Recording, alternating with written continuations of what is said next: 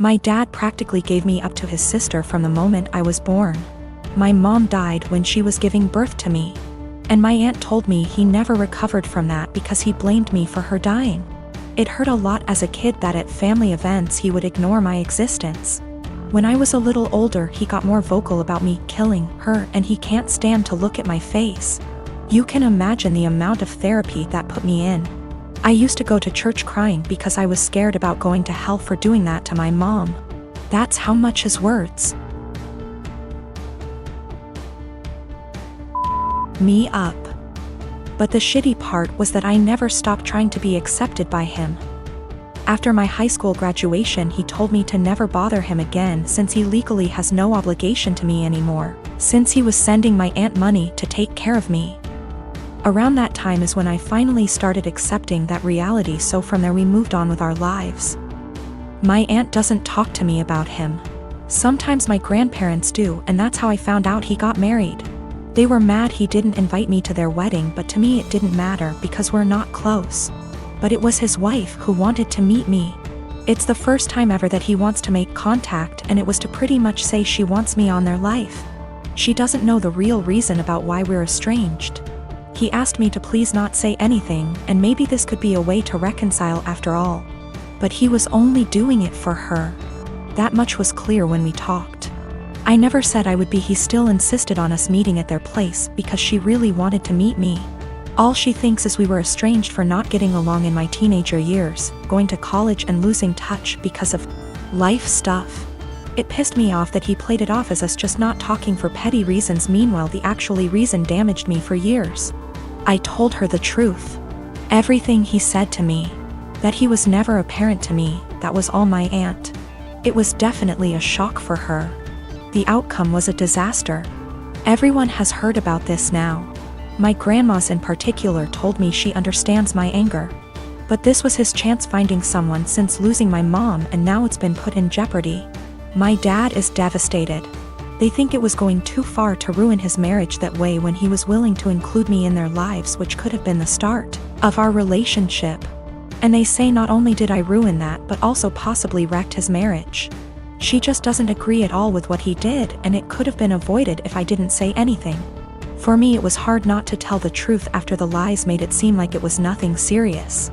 I couldn't ignore what happened after what it did. If it was the right call, since it put their whole marriage at risk after all. I purchased a 3-bedroom condo in Toronto, Canada 5 years ago when I was in my second year of medical residency. Soon after the purchase, I rented one of the rooms to my roommate to offset the costs of the mortgage.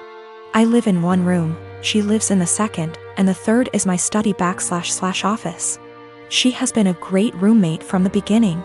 We aren't necessarily friends, as in we don't do things together for fun, but we get along exceptionally well.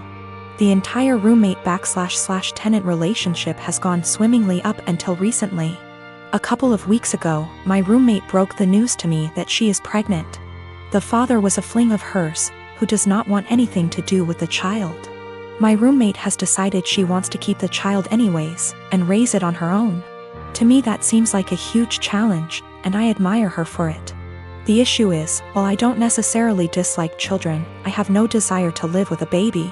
While the condo is a fair size, I will most definitely be woken up by the babies crying at night. My condo is also where I like to come home to and relax, like a haven after a long workday. And the idea of coming home to a baby honestly seems absolutely chaotic. Especially since this isn't my own child. I.e. one that my girlfriend and I decided to have / was mentally prepared for. As difficult as it was for me to do this, I told her essentially what I've written here. And that it would be best if she finds somewhere else to live. I am not rushing her out or anything like that. I have given her 6 months notice. Since any later than that will come too close to the birth. She was honestly quite taken aback by this, and thought that I was being cruel. Her primary concern is that rent has gone up substantially in this city since she signed on with me. I haven't increased her rent since she moved in, so she's essentially paying 2015 rent. She works as a waitress, and will likely need to find a lesser apartment to keep within the same budget. A couple of other considerations are that she was out of work while restaurants were closed. But I did waive her rent for that period. All of the furniture is also mine, aside from her bedroom, so she would need to figure something out on that front as well. Aside from all of the child expenses. I understand her position, and I feel horrible about the situation, but I honestly can't do it. I haven't been able to give life much thought lately, as work has been quite busy. Firstly, I have a friend in real estate, and I'm going to see if they can help her try to find some affordable listings. Secondly, as I don't plan to take on another tenant after her, and can afford to do this anyway, I have decided I'm going to waive her rent for the remainder of the tenancy. This will hopefully give her a bit of a boost to get on her feet. I consulted an attorney to be 1000% sure, and this is perfectly legal. Since I live in the unit, the eviction laws are much more lenient. Her baby will become a toddler, and a toddler eventually becomes a school-age child. Will it really be any better to do this later on? When I came home from work today, I told her that I wanted to discuss the overall situation. Before I even began, she actually apologized to me for how she spoke to me, and for expecting that I would be okay for her to raise her child here. I told her that her apology is totally unnecessary, as her reaction was completely understandable considering the uncertainty of her future. I then told her that I would waive her rent for the REMA. I am a 35 years old female, a musician, playing gigs and at an orchestra as a violinist. Rehearsals just resumed, so orchestra is my main source of income ATM. My sister, she's 26, is a social worker, working 3 days a week, so minimal income, but she adores her job. I live in a small 2-bedroom apartment, both rooms around 9-10 square meters. Using the second room as a practice room / storage for my instruments, 3 violins, 2 guitars, a digital piano, a small drum kit, and other stuff. 4 months ago my sister broke up with her BF and I offered her my spare room, temporarily. I moved most of my stuff to the living room so I could fit a small bed in there.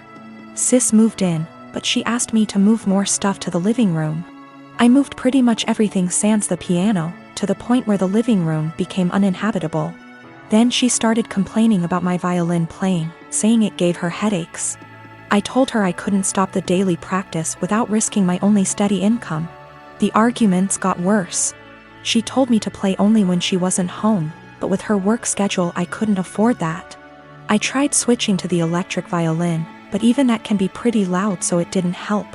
Several times I reminded her this was only a temporary arrangement, but she didn't seem to hear me. 2 weeks ago I arrived home to finding my piano in the bathroom, near water and humidity, because my sis needed the space for her new double bed.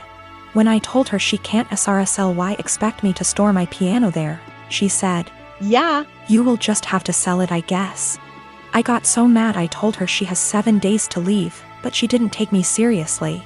For a week I only talked to her to remind her how much time she has left, but she always laughed it off, told me to stop acting like a crazy person.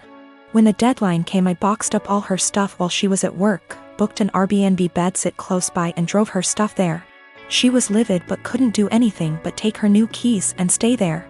The following week she kept calling me with an increasingly apologetic tone, saying she shouldn't have moved my piano or bought a bed.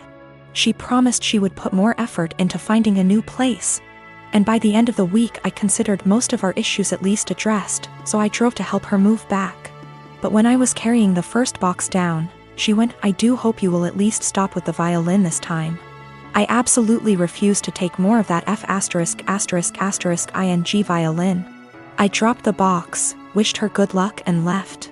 Now, 2 days later, on one hand it feels like a huge overreaction to leave my own sister literally homeless because of an argument about the violin. I know she cannot afford to stay there, but on the other hand I have no plans to allow her back here, because I feel she would just continue crossing boundaries and never leave.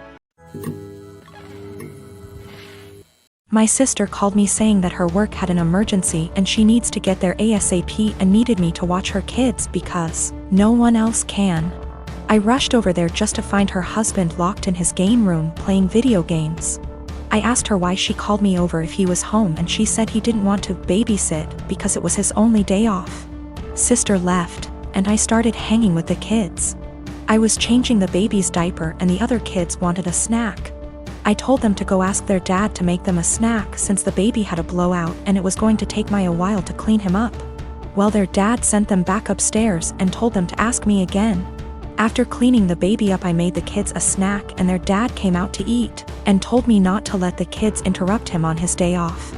By the way, he works part-time from home, 6 days a week. I kind of snapped at him and told him it was my day off too and that he's a useless father and husband if his wife has to rely on her teenage sister rather than her own husband. He started telling me I was disrespectful and didn't understand how hard parenting is, and I told him he clearly doesn't understand how hard it is either since he considers parenting his own children babysitting. He ended up kicking me out and apparently my sister was forced to come home because he told her she needed to figure it out, since I'm her sister. I feel like I may be the asshole because my sister is mad at me, her husband is mad at me, my mom is mad at me for causing drama, but my dad thinks it's funny and agrees with me. I definitely didn't need to call him names, but I just hate this guy so much. We have argued about things in the past as well, so we already don't have a great relationship. My sister is saying I need to apologize to him and he is threatening to never let me into the kids' lives if I keep disrespecting him. He does not take care of the kids normally. My sister takes them to daycare during the day and then picks them up on her way home. She is the breadwinner and the primary caretaker. I really love those kids and don't have an issue babysitting them. I love hanging out with them. I also don't blame my mother for her being mad at me, just because of the fact that my sister's dumbass husband texted her and apparently told her a much different version of what happened. He told her I was sitting on my phone the whole time being lazy and the kids kept begging me for a snack. Also, I did not yell at him in front of his kids. It was a private conversation.